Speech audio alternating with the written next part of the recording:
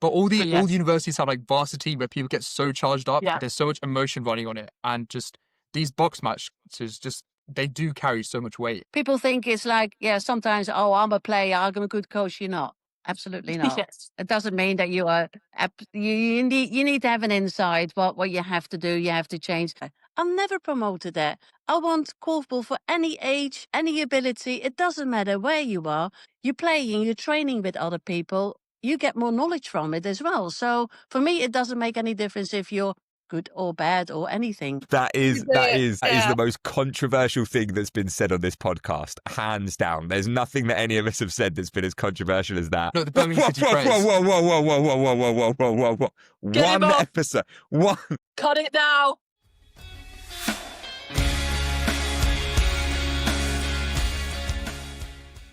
Hello, everybody, and welcome back to episode number 8 of the For Korf's Sake podcast. I am one of your hosts, James Sawyer, and I am joined by what ChatGPT has coined Fitzgerald the Wise, Caitlin Fitzgerald here. So there you go. That's about the best that I could come up with on 2 minutes notice, Caitlin. How you going? That's just another reminder not to listen to anything ChatGPT ever says. So, but I'll take it. I'll take what I can get. eight episodes in. I know, 8. I'm still surprised we're going, but we are. It's great fun. We're having a jolly, aren't we? We've got a cracker of an episode coming up today. Very, very excited for this one. We do indeed. Quite the BUCS Bonanza and everything else, student related. Yeah, some exciting announcements as well. So that'll be cool. That'll be fun. Caitlin, let's waste no time. Let's could ask you how your week's going. I know how your week's gone already. I was with you on Sunday, so let's just get straight into Sunday's action. Let's enjoy ourselves and talk through a myriad of last week's results. So let me bring them up in front of me. So first up, we have Kingfisher beat Bromley 23-18. Thoughts on that, Caitlin? I don't know if you've seen Ross Cartaylor uploaded, I think, the first half of the game, not the full game. Yeah. Haven't seen it all, but close game. Bromley again will be encouraged by that, but Kingfisher will be even more so to continue that hot streak and really proving to be top 4 contenders at this stage as we reach the halfway point. Yeah, for sure. Also, Owen's however many games in a row now. I wasn't sure if when everybody mentioned at the start he was going to come back for good, but looks like he is back for good, which is lovely to see. Next up, we have Trojans versus Bearsted. Sorry, Bearsted being at home, so Bearsted versus Trojans, and that was a 31-16 win for Trojans. Any thoughts on that one, Caitlin? I have seen the goals, but not sure about the full game. Yeah, and lots of them. Any time you go plus 30, you've shot pretty well, shot pretty high percentage. So very encouraging for Trojans. I would like to quickly acknowledge a certain social media picture I saw last week containing Amy Brand, Kat Brooks, Neela Brennan, and Heather Iffen Yewa. I just want to say, I see what you're doing, Trojans, and I'm not scared. So just putting that out publicly. But aside from that, great result for them. And I know some of those players, the players I was mentioned, didn't feature in that game. So they're doing really well regardless. Well done. Yeah, love that. Always good to see some old faces back as well, right? I shouldn't say old, really. They're still spring chickens, but still do a lot. But Caitlin's not scared. I'm sure the rest of the league aren't either, right? But also shout out, saw many goals from Sam Brooks. And also, I'm going to call them out here. And maybe they're not going to like this, but I love the fact you upload the goals, but why not just upload the full game? We've seen, I'm pretty sure he's using the same thing that Bromley used. I'm pretty sure the technology is the same, right? The Xbox Go or whatever. Why not just upload the full game for everybody to enjoy? Listen, I'm grateful that you're uploading the goals, but would love, even if it takes less time to edit, just get us the full game. We'd love to see it. So whoever's doing that, thank you, but also please one step more. Next up, we have Norwich Knights beating Cambridge Tigers 17-14 at UEA. I've heard some things that, the second half only 6-5, not much of a goal fest. Andy Hall back Cambridge Tigers, so that's encouraging. Yeah, and win for Knights, I'll be pleased, but quite low on the goal front there for both teams. Things to work on, I'm sure. Yeah, that was a bit of a big game, really, wasn't it? Given where the league positions are at the moment. I know Norwich have obviously played a lot of really challenging teams at the start of the season, but very encouraging for them, as you say. Hopefully with Andy coming back, they'll find a bit of fluidity and but still fun, close game. First half was a good one. And then finally, we have Beck versus Tornadoes. So that was 29-20 for that. Caitlin, you played a part in that. Talk us through it a little bit. Yeah, an entertaining game, I would say. The way Tornadoes play is by nature quite unorthodox, very extreme, don't really care about having the rebound half the time, which as a defender is actually quite fun to play against, and makes for a game with a lot of goals. Must call out Billy Ashby for Beck scoring 11, quite incredible. Yeah, great to have the win, but Tornadoes played very well, scored a lot of goals too. So entertaining game for sure. Yeah, always good to see 49 goals in a game. That's always going to be entertaining, isn't it, for everybody? So hopefully everybody enjoyed the watch as well. And I think that kind of summarizes the week's games up. I think we've got games this week. I'm not sure if we'll go through them yet, Caitlin. Maybe if we get time, but this is a bit of a big episode. So yeah, I think we'll probably focus on bringing in the guests and talking all things BUCS, student korfball, and everything in between. So that leads us nicely on to the first guest, Caitlin. You feeling ready? I am very ready. Let's go. Right, here we go. Let's crack on with this intro, shall we? Right, now, for the listeners, when Caitlin and I started this podcast, we all had a list of people that we wanted to speak to, right?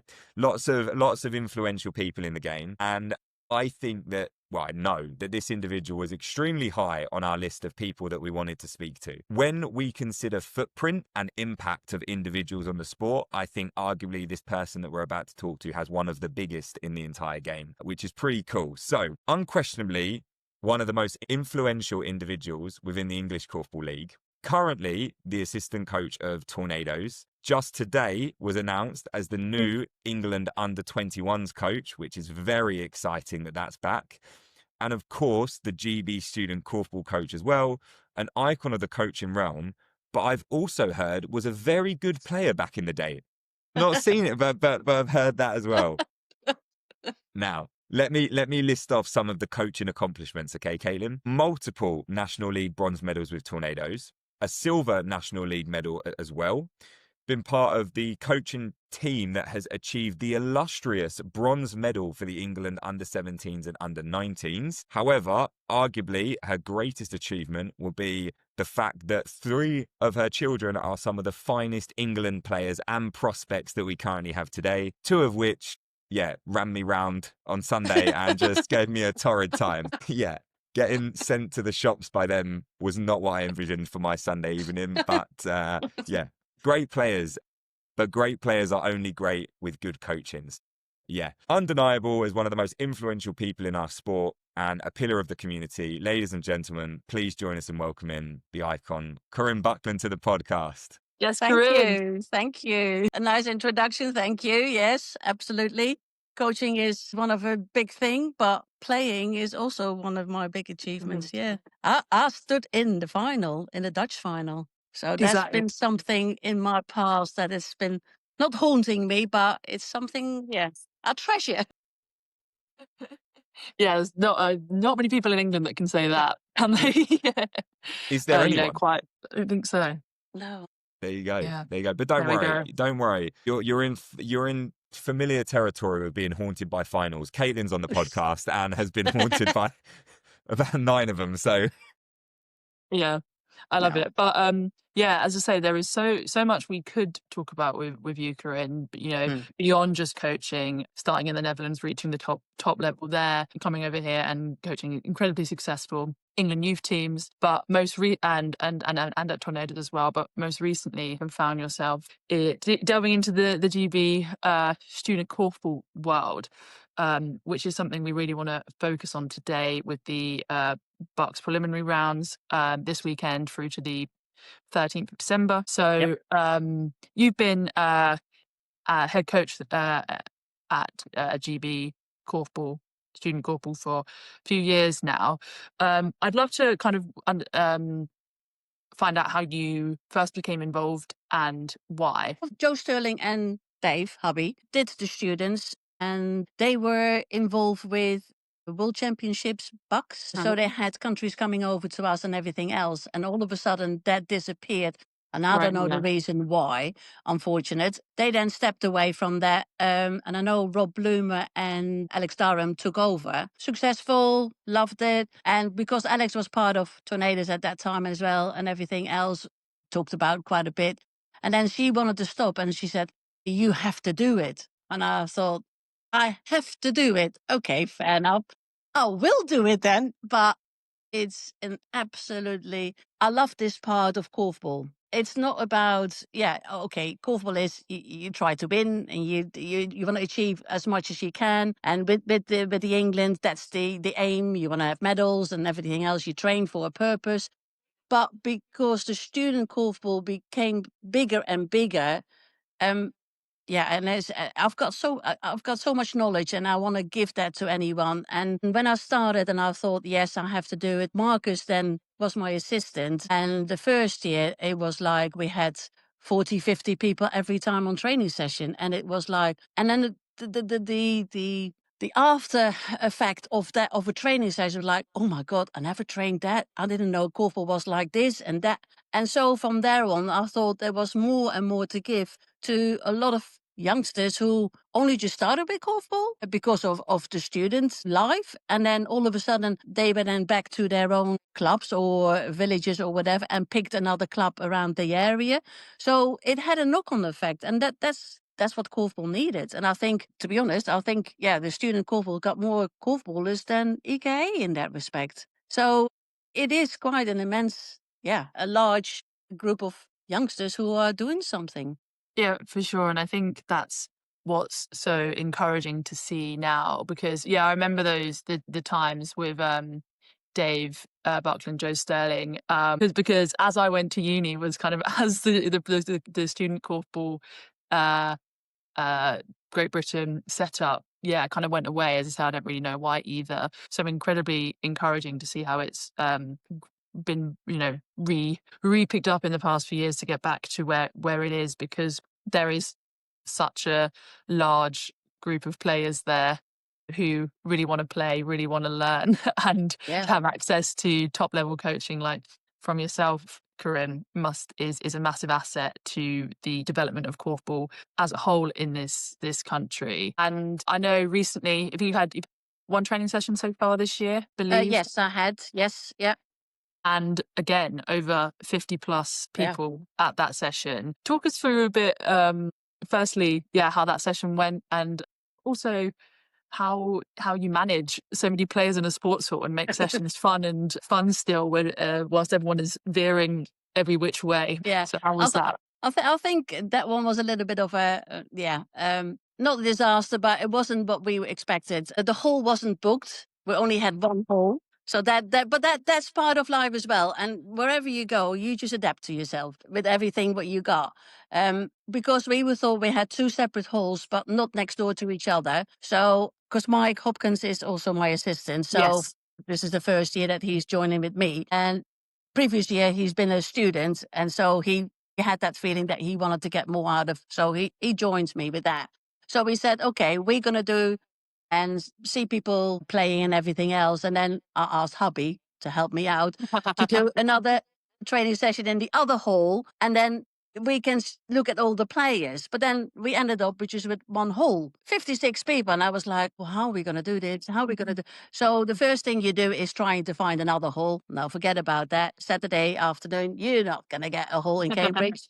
So we just said, okay, we just have to play it as it is. We did warming up. It was a madhouse, but it doesn't matter as long as people had fun. I think they talked more than trained more, but it doesn't matter. For us as well, you mingle in with people, you talk to people. You're not just sitting on the side and let them play. I've seen people around and I thought, I've never seen you before. So you try to explain what you want to, see in training sessions and everything else. And everyone's like, yeah, I like that. I like that. So communication is such a big impact on, them and on myself as well, to know the people. Because as I said, there's so many people around in student korfball. So it was a good one, but also not a good one. So the next one will be in Nottingham in 2 weeks' time on the 13th. I think it's the 13th, yeah. So hopefully we got a bigger hall, that's for definite. So I hope we're going to get more people around. But as I said, it doesn't matter what level you are. Last year we had a little incline of people coming in because everyone said it's for the elites. And I thought, no, never. I'm never promoted that. I want korfball for any age, any ability. It doesn't matter where you are. You're playing, you're training with other people. You get more knowledge from it as well. So for me, it doesn't make any difference if you're good or bad or anything. It's just getting the people there and getting the knowledge how you need to do. Maybe you have to, learn a little bit more about shooting or learn a little bit more about defending. And I hope I can give it to them. But they have to come to training, of course. But yeah. I think that's a really important kind of takeaway from that is that, as you said, like by attending these sessions, hopefully people will be able to take away certain drills, specific knowledge back into their own universities and kind of feed that back into the system. And it just, benefits everyone. Good you managed to adapt to 56 in one hall. Don't envy that. But also, as you say, another session planned for this year. What does the kind of year ahead look like for the GB Korfball squad? What events do you have in the calendar? What is there to kind of look forward to? Yeah. So the last 2 years, last year we went to Turkey. The year before we didn't go anywhere because it wasn't really going there. But the feedback from all those tournaments that we had, it was nice to go. It's nice to play against other university. It was more a holiday type of trip in that respect. Okay, you got a couple of games, but you also have other things. So I arranged a trip to go to Holland to go with the club of Shane Datos, the under-19 coaches in the student world as well. So he said, yeah, I can do something. So that was on the background because something else happened in the last couple of weeks relating the announcement of EK under 21s. All of a sudden, Mike and I were talking about it. What can we do? So I then went back to the Dutch guys and said, okay, the possibility is also the under 21s because also the 21s are the GB students, a big part of that. So, and that's what the EKA wanted, to get the young group back again and everything else. And they pointed me to go to the challenge with them, and that's what we do. But then for the preparation for next year, I already arranged certain things, so they will be coming. I got in contact with Catalonia, and Portugal is also on the list to be contacted with. So then the under 21s plus the students will have a long weekend with clinics from the best coaches around there, i.e. Data's senior coach, Richard van Vloten, he said he could be willing prepared to help. So they will have a preparation down there. So for the students, it will be an eye-opener on the fact that, okay, Dutch korfball is a little bit heavier, but also then you got the under 21s who are also students who are preparing themselves for the World Championships. All those things together. So there's an extra, a nice tournament with lots of education about korfball, but also the reality why the Dutch are so successful, because they've got everything there what they need. So that's in the planning. I've never seen a sports hall like it for Nope. details.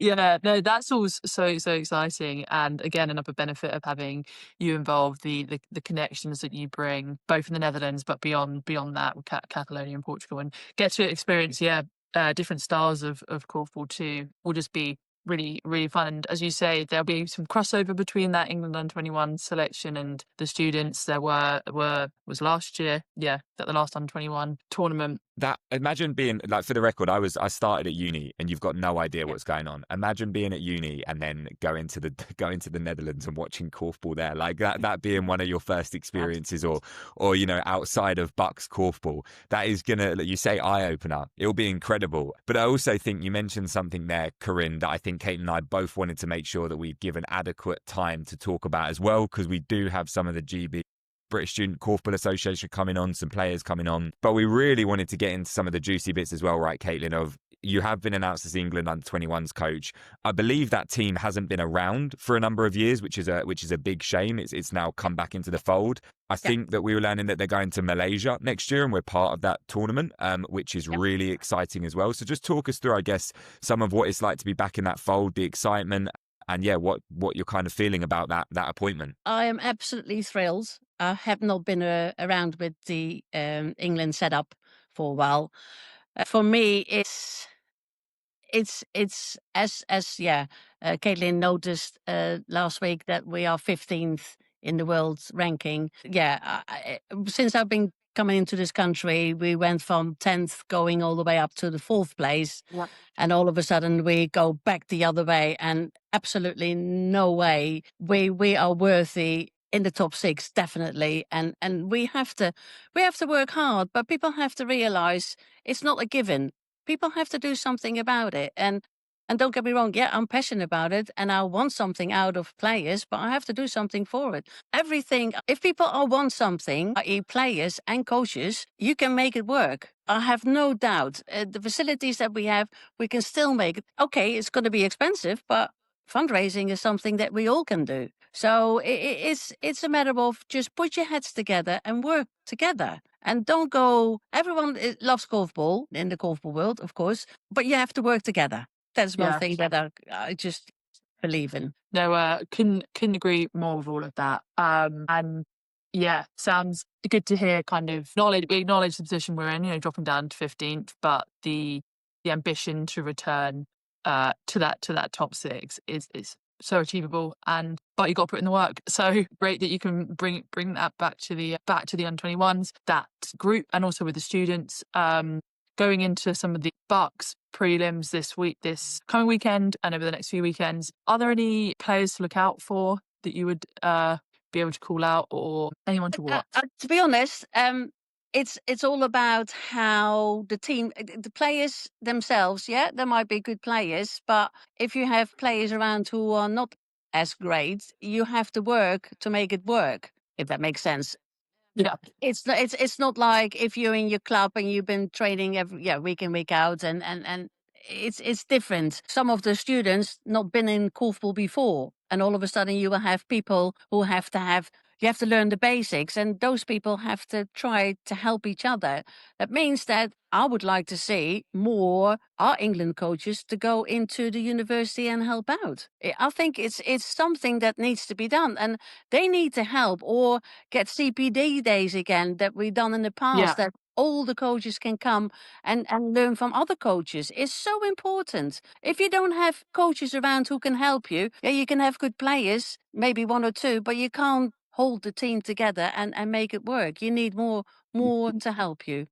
That's such an ample point there. I love that, and I couldn't agree more. Anyone that's been exposed, I was quite fortunate at Brighton. We had Toby Clark as our coach, but we also played alongside Blake Palfrayman. So you've got these kind of players where you're experiencing a little bit more, but with solid coaching. And I think the teams we would go up against at universities, obviously a lot of them didn't have the firepower of those 2 individuals, but they had really good coaching, and that allowed them to obviously reach really great heights and win, beat us on multiple occasions with what you would deem to be a slightly weaker squad, but they played better as a team. And also, a lot of those people that I met at those tournaments play korfball now because they've been exposed to good coaching. They're excited about the game. There's passion there. And I really hope that, more people go to those tournaments and witness it. And I know that some people already have at the BUCS tournaments that I've been to. I always see Liv Harcourt there, the Cambridge Tigers head coach. She's always dotted around at those tournaments. But agree with you, Corinne. I'm going to Cardiff this week and would love to see more people turning up there. Firstly, to put their 2 cents in and give some good comments where they see people playing well and give some people some ambition and, I guess, excitement, but also just to really try and build the sport and recognise that BUCS is such an imperative part of how we build this sport into something bigger, right? Yeah, absolutely. It is something as well I want to mention as well about the coaching side. As you know, we do korfball camp as well in Norwich, and I think that will be as beneficiary for students, maybe who are playing at the moment, but they are dragged in to be a coach. Once a year, we've got a full week of coaching with myself, with Dave, with Joe Sterling, with Bungle. So you've got people down there who've got the knowledge as well. They can then, for an intensive of a week of korfball with the youngsters as well, but then they can go back to the university and explain about training sessions and things like that, but they can take a level that they can build it down to the other coaches. It's so important, and people think it's like, sometimes, I'm a player, I'm a good coach. You're not. Absolutely not. Yes. It doesn't mean that you are. You need to have an insight. What you have to do, you have to change those things. You can learn, absolutely, but also you have to be open for it. Yeah, couldn't agree more. You see that in across many sports. Some of the best footballers don't be the best manager, and some of the maybe lesser known football players have gone on to be incredibly successful managers. It's about it's a whole different discipline and skill set. So if you're passionate about korfball, why couldn't you be a great coach? As long as you're these things like korfball camp are available. And yeah, really appreciate the shout out to that. I can't believe we haven't yet mentioned the incredible work that's done up there. Also, Caitlin, I'm not sure. I just thought, would love to know, Corinne, before we finish up, because we've got so many people to talk to today. Yeah. We'll definitely bring you back on. Would love to have you back on if you'd have us another time to talk Always. through. There's so much to talk about with your influence in the game. But we always like to have a little bit of fun with the guest. And I'm going to ask you a really horrible question that you're not going to want to answer, but you're going to have to. From a coaching perspective, I want you to tell us, what is the proudest achievement that you've had? And the best part is you've got 2 bronze medals. So you have to choose between either that, or it could be the Tornadoes team that you've witnessed kind of evolve. It could be anything. What's your proudest achievement as a coach? As a coach? As a coach. That will be the first medal with Danny in the Under-17 World Cup. Fair, very fair. And what people might not know is that there were, several 4th places before that as well. Yeah, So, absolutely. I think she went very painful. Yeah. So, super glad she got there in the end. And I can imagine, the first being being extra special, incredible, and an incredible game. Oh, Love yes. that. Caitlin, we also had a fan or 2 questions, right? Oh, God, stop saying fans. Listener question or 2, Caitlin. Do you want to just pick one? Because we got to ask Corinne what the listeners want to hear. So do you want to just pull one out and give it to Corinne? Yes. Which has better vibes, the EKL finals or the BUCS finals? Also got a better atmosphere. Oopsie-daisy. I would say the BUCS final. The BUCS final. Absolutely. Great answer. Yes. That question was from Lizzie Ty, who, fun fact, just we got to mention every episode, fun fact, is actually eligible to play for students still, having done a master's last year somehow. She said she's not going to do it, but she is somehow still eligible. Watch this space where Lizzie Ty turns up at BUCS finals once again. She wants that top goal scorer one more time. Yeah. Great answer. Great. Amazing. Listen, Corinne, thank you so much for joining us. We're so grateful. And I really do hope that we get a chance to speak to you for a bit longer and dive into a bit more about Tornadoes, England, especially in the lead up to your tournaments. We'd love to do that and learn a little bit more about the team, but a little bit more about yourself as well. You've been so gracious with your time. So thank you very much. We're super grateful for that. And just thanks again. Keep the good work going, guys. I love it. And everyone else around love it as well. So keep going. Thank you so much, Corinne. Much appreciated. Thank you. See you soon. See you. Take Bye-bye. care, Corinne. Bye-bye. She's lovely, isn't she? How great was that, having that conversation? Yeah, really great. I was coached for many years by Corinne throughout under 19s at England. So great to talk to her kind of again after many years about a load of different things, really exciting stuff. And now she's kind of back involved in the England stuff. We kind of come full circle, but she's got great ambitions for the development of England and hopefully to get us off of that 15th place, because we've spoken about student stuff and under 21s, but that all feeds into the eventual senior team over the next decade. So really promising stuff. Do just want to make it clear to our listeners that Corinne is absolutely the guest coach right now for the under 21s. She is not the long-term coach as of right now for the under 21s. She will be taking them to the challenge in December, but she will also have to interview in terms of for the full-time position. She'll have to interview for that to take the team to Malaysia in, I think it's July next year. So yeah, just as a heads up to you guys, we may have kind of made that seem a little bit confusing at the beginning, but no, still wonderful news for all of the under 21 setup and the teams, etc. Corinne's wonderful, but yeah, wanted to make that super clear. And with that being said, Caitlin, should we bring in the next guest? Why not? Let's keep it rolling. Okay, you ready, Caitlin? I'm so ready. Let's go.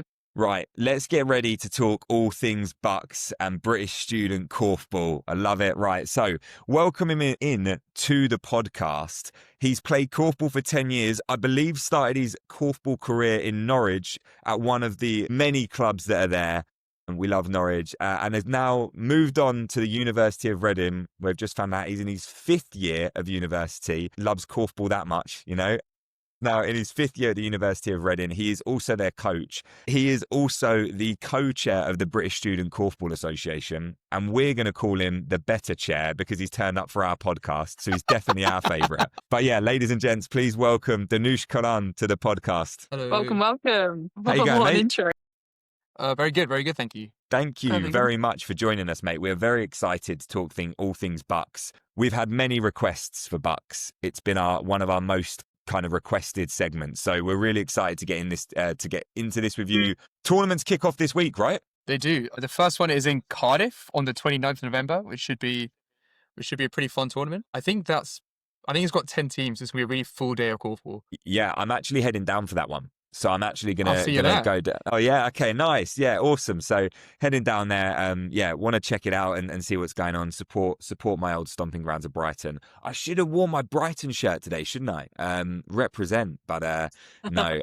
It'll be a great event. You guys obviously put on, I think, how many is there 8 different korfball prelims that are across the pot? I'm not sure if you've got that in front of you, Caitlin. It's usually 8 different prelims. This year we've gone down to 7 because one of the prelims would have had, I think, either 4 or 5 teams, which is not really good because 5 teams go to regionals and it's not the greatest look if you have a prelim where all the teams go and then a prelim where 5 teams don't end up going. So we cut it to 7 to have a better standard of korfball across all the prelims. Yeah, that's still a massive amount. And I think just want to mention for a moment that the BUCS korfball competition is the biggest domestic korfball competition we have. And that's, really obviously so super important for us to highlight. And just very briefly for people that might not know how it all works, as we say, over the next 3 weeks, 3 weekends, the preliminary rounds. From there, teams qualify for either the regionals or the northern and southern qualifiers. Teams from regional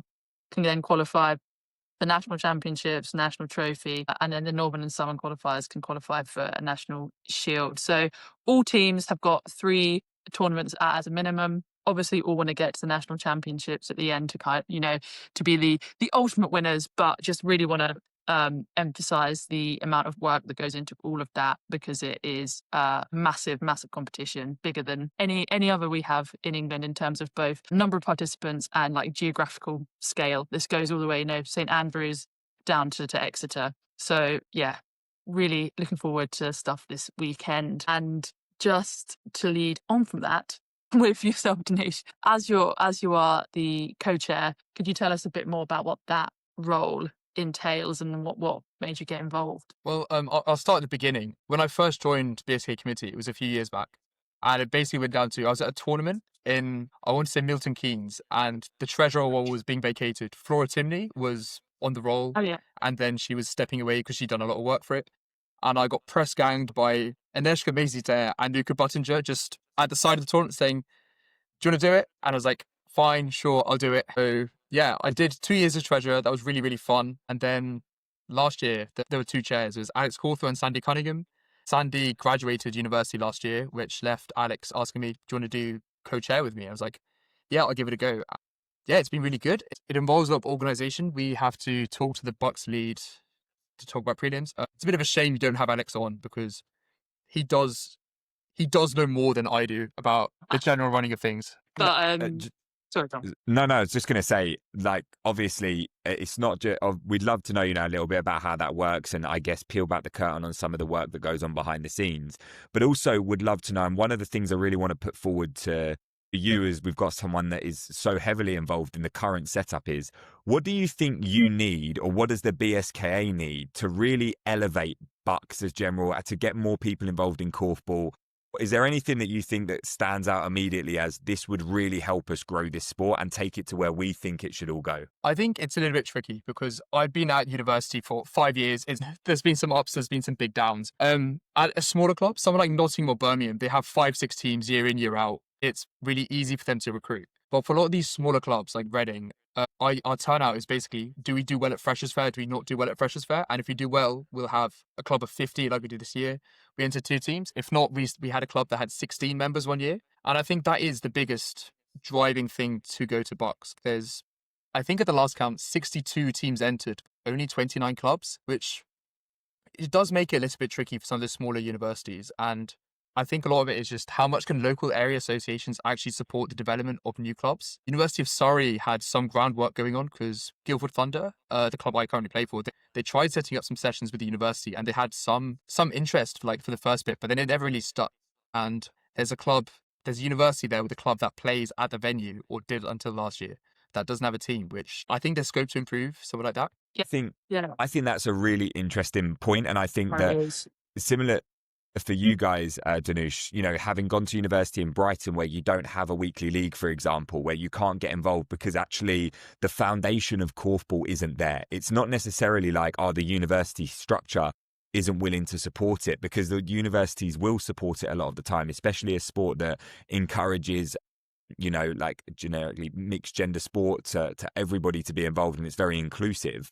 But actually the foundational clubs aren't there to be able to help that elevate and grow. And I think that's a really good point of what can we do in some of those areas to actually say, no, if we can build a club here, that will be the foundational stepping stone of a university club can benefit. And then off of the back of that, you have the longevity of a club, right? Which, I mean, if you look at like the Manchester clubs as an example, they're pretty much like Hawks and Warriors are pretty much, they're stomping grounds for where people leave university.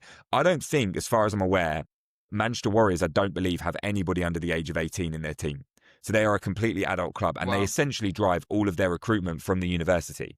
So if we think about teams like that, we know it can happen, but actually we need that foundational development at the bottom. Is a really great point, and something that I think maybe we should open a conversation with more, and try and get somebody like Mike Hopkinson on, who's running the ETS program, or some other people at the EKA, to understand what we can do to support you guys and make sure that your efforts are replicated across the board.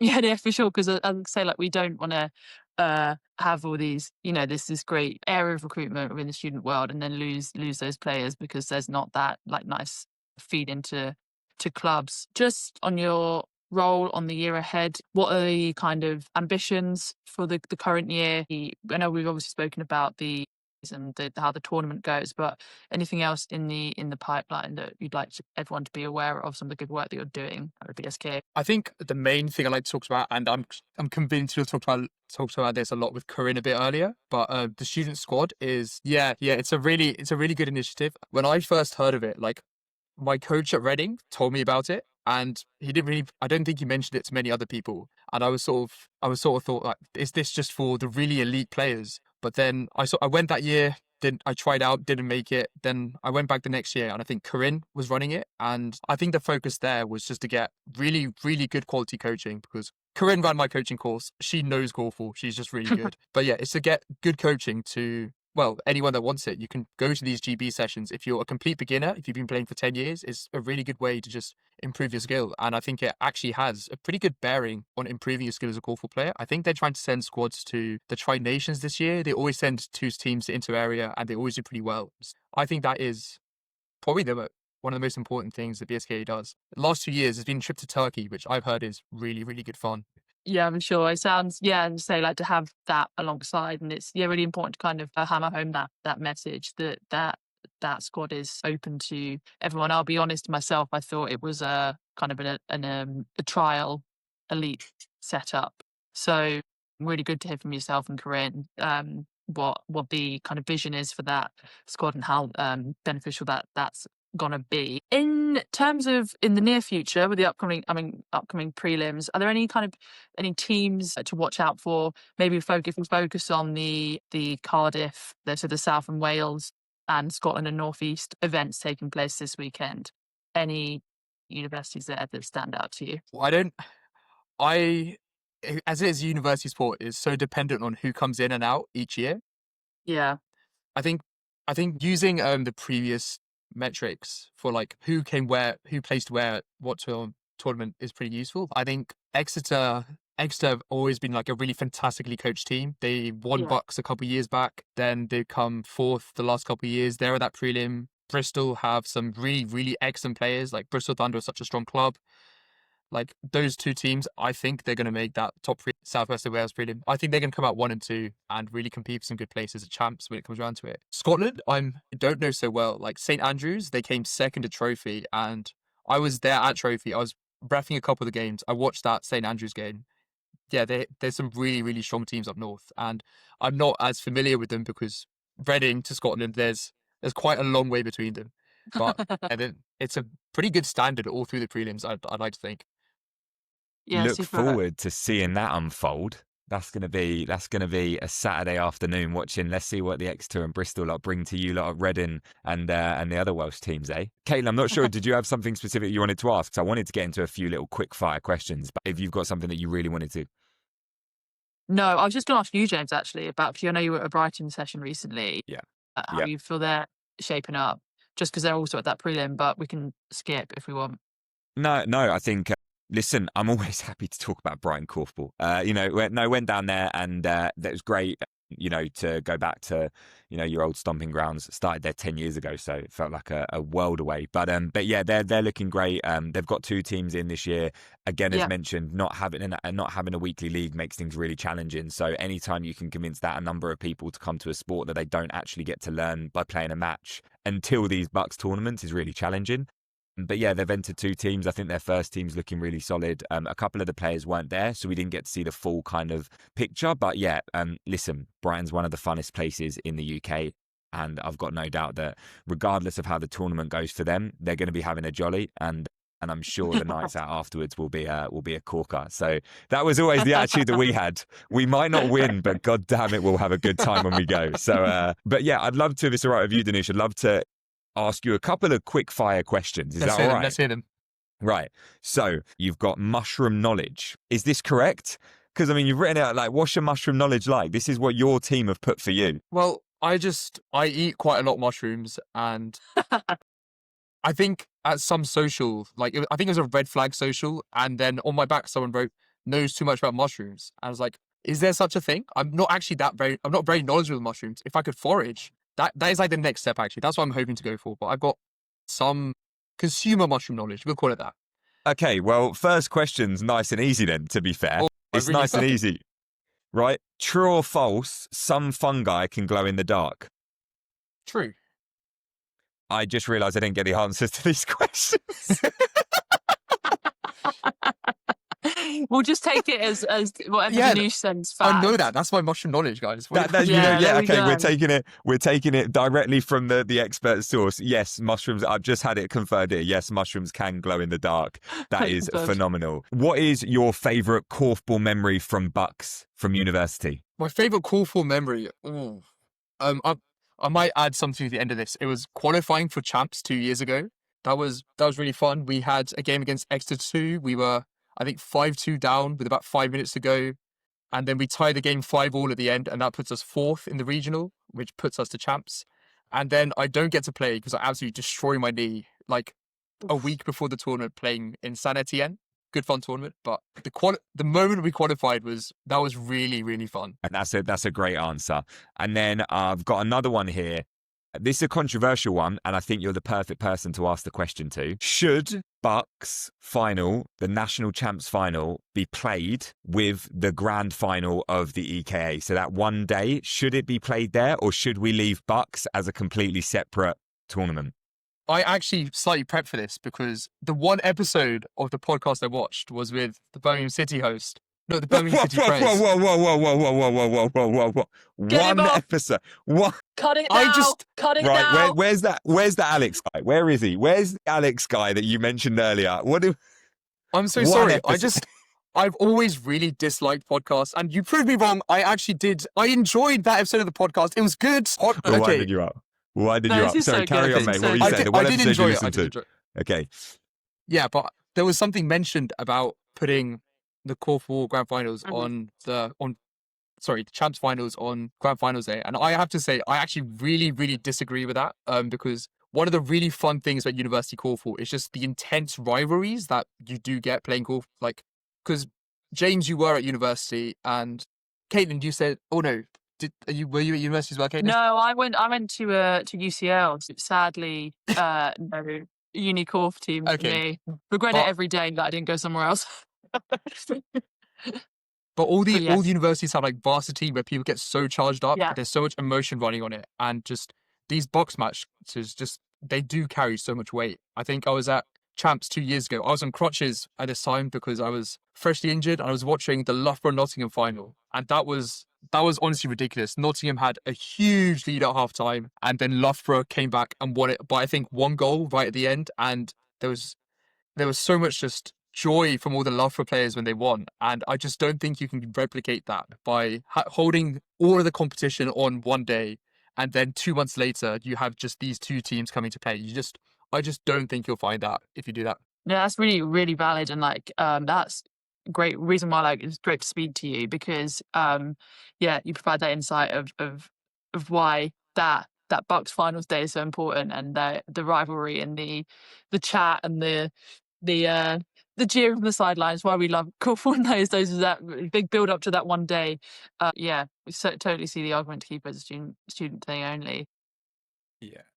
Yeah. I do wonder. I mean, listen, I agree, by the way. Having been there at the finals, there's It's nothing good, quite isn't it? like it. It's a great vibe. By the way, I also want to put this out.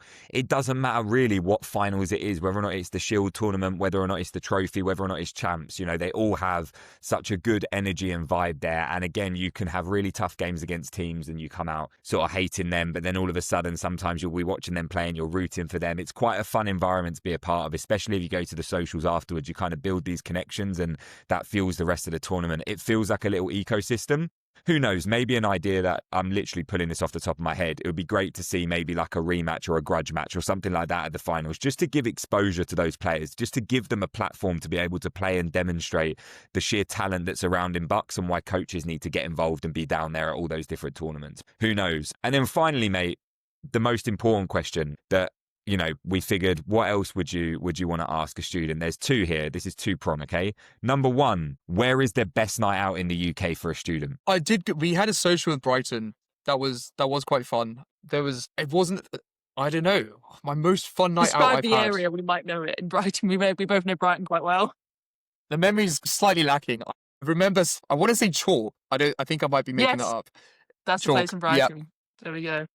It was Nice. huge. It was obnoxiously large, but I think the most fun night out that I've had, Cardiff was a pretty good night out, I have to say. Great choice. Cardiff is a great night out. And then finally, Dhanush, what's your meal deal? What is my meal deal? What's your meal deal? What is my meal deal? Sainsbury's have a new vegan Christmas sandwich. That's pretty good, so I'll get that.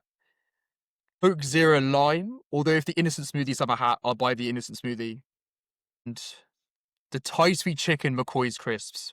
That is the three. Pretty rogue, I'd say. Yeah, the hat on the innocent, I appreciate, it's a good touch. But it's got me thinking, James. Yeah? There's a drink I'd really love to have in my meal deal. Well, absolutely. If I'm thinking about meal deals, I can't stop thinking about grounded protein. What we've got here, Caitlin, is what I deem to be the perfect meal deal. But actually, do you know what's the best part about this, Caitlin? Is you don't need an entire meal deal for this one. This could go perfect just as a meal in itself. Grounded's chocolate milkshake, 100% natural, dairy-free, and 20 grams of protein. So for me, this should be everybody's meal deal. What do you think, Caitlin? I personally couldn't agree more. Available in chocolate and mint chocolate flavours. What could be better? On the go. Drink it out. There you go. I can tell you right now, Mads, who does all the graphics for the show, is out there cooking a roast dinner right now. I won't be having that. I'll be enjoying my grounded chocolate protein drink. It's lovely. There we go. Anyway, folks, listen, thank you so much for joining us, Dhanush. We are super grateful, genuinely. It's great to have you on. It's great to get some exposure to BUCS Korfball. You absolutely, as mentioned by many people, British Student Korfball Association do such a phenomenal job, and you are the driving force behind over 50% of all the players that come into this sport. So the work that's going on there is just incredible. We are very, very grateful to you, mate, for coming on and sharing a little bit about it, and hopefully more people will get involved. Is there anybody else before I finish that you want to call out that is involved in the BSKA that you want to give love to? You know, whatever. I could reel through the whole committee if you like, because they all do deserve it. For sure. Give them love. Alex Cawthorpe, Ella Cox, Hetty Adams, Yana Wayand, Yannick Wayand, Luca Patel, Max Baldock, Rebecca Hanks, Theodore Water. He left the committee, I want to say about a month or so ago, but he did so much work in just organising all the national competitions. So he definitely deserves a shout out with the rest of us. Amazing. Incredible. I love it. Don't you love it, Caitlin? It's great. Yeah, it's great. And I must say as well, your Instagram page is really great. Loads of it. Everyone is on there. All those people you just mentioned, all their roles, as they've all got individual posts. and it's really regularly updated, which has made my life a bit easier preparing for this podcast as well. But yeah, and I know that a lot of work it takes a lot of work to do social media on its own as well. So yeah, really appreciate that too. So yeah, thank you so much for coming on. Thank you for having me.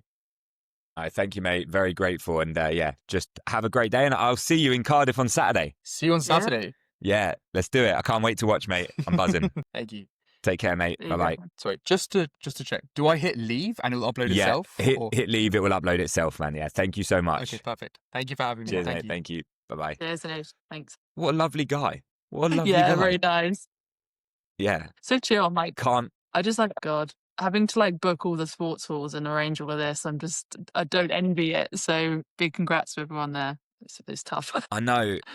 100%. It's going to make it so much harder booing him on the sidelines when Brighton are playing Reading, isn't it? You know that. I'm acting like Brighton are like I think they're like my default team that I'm going to support, which as a Crystal Palace supporter and in the football side of things might get me banned for life. Yeah. I basically live in Brighton now. I've got a soft spot for the mighty Panthers. Let's go.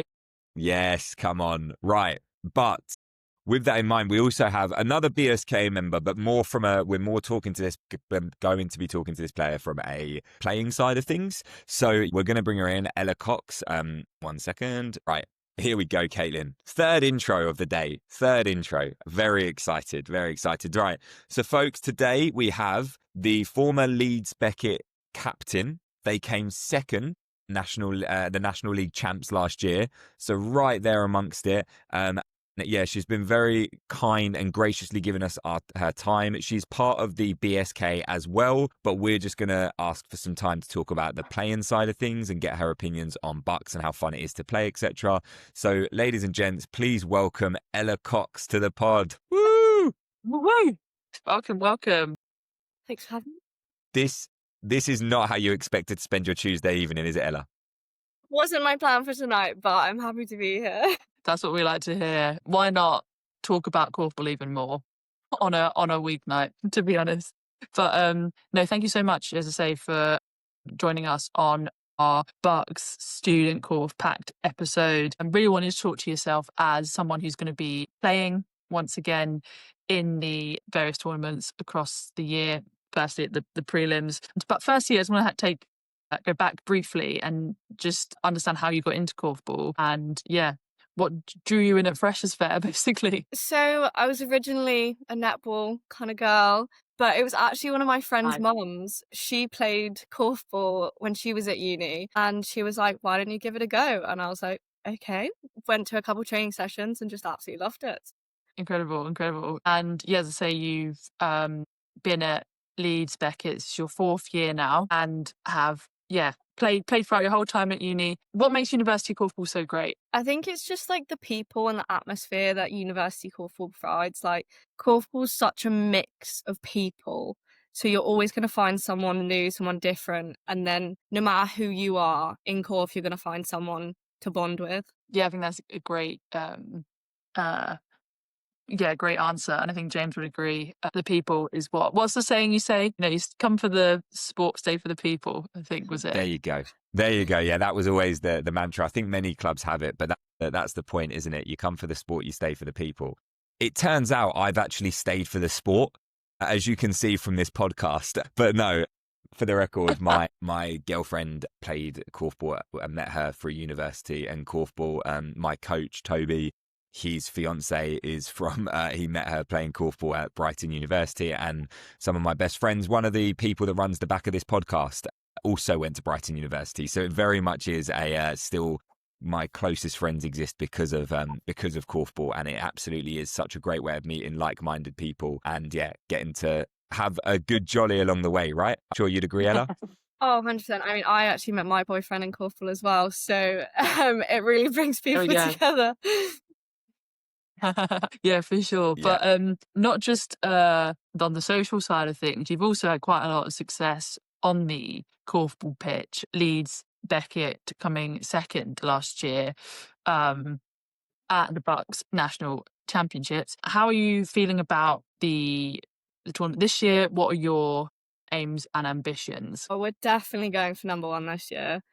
Yes. That loss in the final was heartbreaking last year. Like the game was played so evenly in the first half, and then just the shots weren't dropping. So we're definitely coming back with vengeance this year. Nottingham University, you heard it here first, Fighting Talk. Worth flagging that Nottingham Uni team was and is pretty stacked. You've got, last year had 5 England under-21 internationals, all bar one are still going to be there.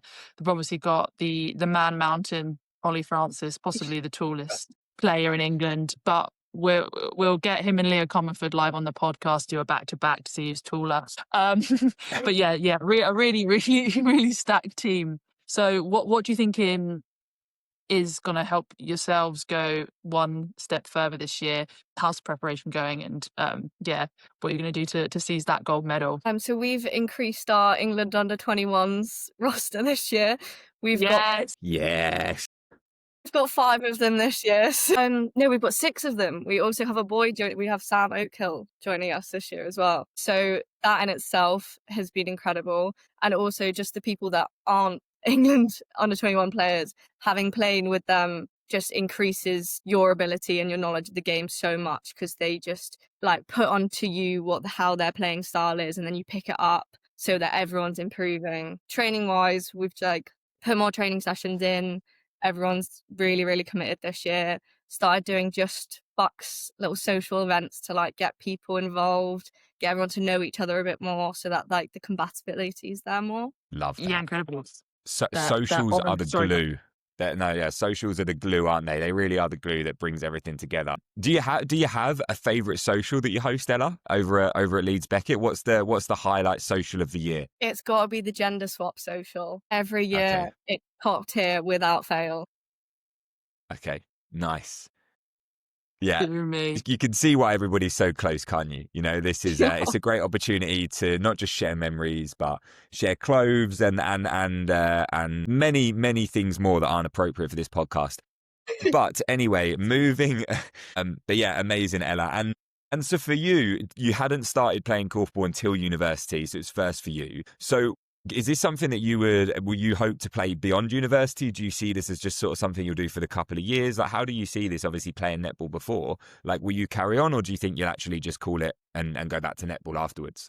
I think Korf was kind of taking over my life, so I could never go.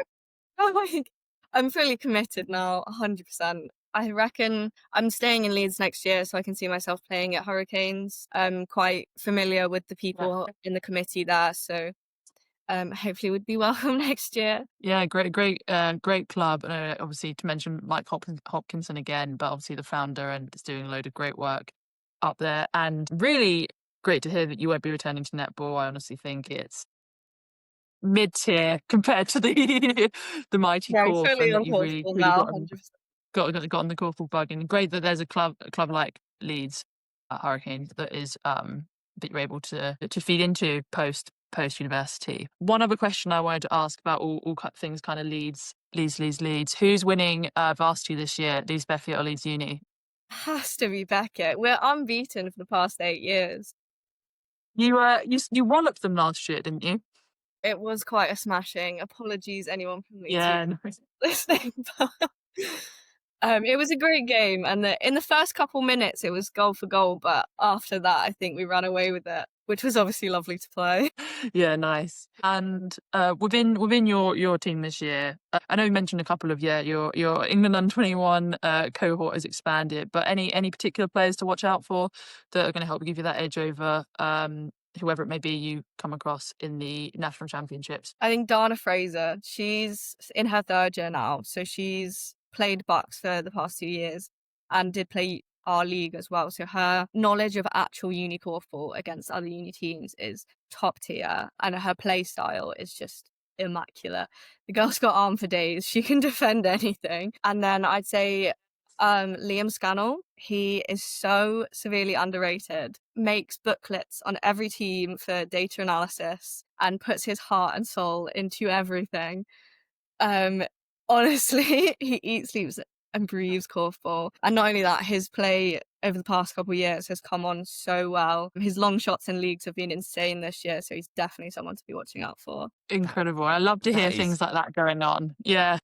Mate, let's get some of that for Bet Korfball Club. I don't know that we've got somebody running that level of statistics, and we're the top National League team in the UK. We're relying on you. At BUCS last year, the champs, he made different levels of analytics on every single player that we could possibly be facing, whether if they were defensively strong, attackingly strong, how many shots they got in their league games. It was insane. Hey, let's That is recruit him. incredible. Let's recruit him. When I turn up to some of the BUCS tournaments, Ella, I'll be coming straight for you to get me in contact with this guy so that I can really try and work on him for Beck whenever he graduates, if he ever He ventures down to London. From London, so Caitlin, the stars are aligning. They're aligning. It's why we started the podcast. Scouting and recruitment. Chief scouts, but yeah, I love what you said there as well about varsity.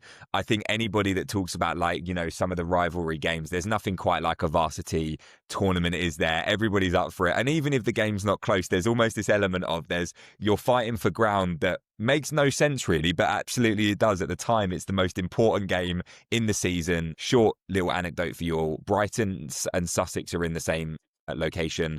Universities are like 15 minutes away from each other. We'd never had a korfball. Well, when I was there, we'd never had a korfball varsity before. And then during varsity, we happened to be at one of the trophy tournaments, and our second team was playing the Sussex first team, my first ever coaching gig. I riled the players, and I think they beat us by like 11 goals. I think they scored like 5 goals off the bat. So my varsity experience has been absolutely terrible. I blame the coach. So do I. So do I. I blame the however many buckets of drinks the night before, but it was a great social. Sheffield's a great night out. Ella, before you go, I want to run through a little quiz with you that I don't think, well, maybe your friend would probably know all of this information, but are you prepared to do a little fun quiz with us? yeah, go for it. Okay, thank you. Right, so we're going to ask you a bunch of korfball related, university BUCS related questions, right? And we'll see how many you can get right. So the first question is going to be an easy one. I'm sorry, this is just what our creator Tang made it for us. Very kind of him. But who won last year's BUCS national final? I don't know, actually. Not Correct. Nottingham is correct. Right. And according to Wikipedia, who has won the most BUCS National League champions? Is it A, Sheffield, B, Nottingham, or 3, UEA? immediately thinking UEA, but I think it's Sheffield. I'm going to have to push you for a final answer here, Ella. I'm going to go UEA. Correct. UEA is correct. 2 for 2 so far. UEA have won 7 BUCS national Yeah. championships. Sheffield with 6, Nottingham with 5. Boo, Nottingham. There you go. They came last at one thing. Right. Name one of the 2 non-English universities to have won the BUCS national championships. I'm guessing it's someone in the Netherlands. No. So it'll be one of the non-English BUCS teams. though. So it'll be. Sorry. I had the exact same in the thought. UK, but I had the exact same thought. I was like, what does he mean? Oh, so we're thinking Edinburgh. so. Edinburgh, yeah, correct. That is great. 3 for 3 here. Okay, awesome. We won't take the Don't tell us Netherlands you're as doing your a final geography answer. degree. See, maybe we would just edit that bit up. Yeah. Okay, that's. I love it. That's That's great. so good. Okay, No, which country did GB student korfball visit for their korfball camp in June? Is it A, Poland, B, Turkey, or 3, the Czech Republic? Turkey. It was carnage down in Turkey. I love it. Yeah. Will you be going to the GB student trials this year, Ella? Did you attend the ones, or are you going to be attending the ones that are in Nottingham in a couple of So weeks? I'm going to go to the ones in Leeds, for Okay. sure. Nice, good. We're hearing very good things from the pod. That multiple people have said they're amazing, so it's great. And then I have a list of the 2023 GB students korfball squad. Can you name the universities that people came from? Quick fire round. Okay. Try your best. Go. I have Loughborough. Yep. University of Nottingham. Nope. Yep. Sorry. We'll go with Edinburgh. Nope. Oh. Cambridge. Yep. We'll go Beckett. I don't think anyone from 2020. Yep. Oh, fabulous. Beckett, nice. Yep. Beckett, back to Beckett. Oh, Uni of Leeds. Emma Eady might have been in it. So Leeds. God, there's so many. Nope. Right, we're going. You gotta get 5. We've got to get 5. Now I just can't even think of places. Notts Trent. Correct. Nottingham Trent is on there. So I'll give you the full list. Impressively, the University of Oxford had 3 players. Loughborough University had 3 players. Sussex University, hate them, had 1. I don't hate them. I don't hate them anymore. Sorry, Sussex University had 1. Leeds Beckett had 3. University of Greenwich had 1. Shout out London. Sheffield Hallam had 1. University of Bath had 2. Uni of Cambridge had 1. Nottingham Trent had 1. Exeter had 1. Bristol had 1. Oxford Brookes had 1. Norwich University of Arts had 1. Uni of Nottingham had 2. Goldsmiths in London had 1. And University of West England had 1. So some of them were quite difficult on there. I imagine some of those are people that play korfball outside of their university and trial because they want to be a part. People like Caitlin Fitzgerald, that's the sort of thing that she would have done back in the day. They got rid of the team. How Anyway. dare they? But listen, great effort from you there, Ella. And before you go, we've been asking the same question, right? So I want to know 2 things from you. I want to know where's been your favourite night out that you've gone on with your university club. That's number 1. So you can ask that first. Answer that first, excuse me. I'm going to go with Edinburgh. The Edinburgh tournament nights out are top tier. Yes, the Kaylee. It's so good. You start off with the last year Kaylee. was absolutely fantastic. Don't know how I stuck along to one of these tournaments, but I did it. Yeah, you're not going to... This is going to be brand new information, not just for you, Ella, but for Caitlin as well. Caitlin, that's the first time I ever met you. I don't remember much of that night. Yeah, see, Caitlin, let's just say Caitlin was having a jolly with some of my friends from Brighton. She was having a nice time. Nothing was going on, but Caitlin was having a nice time.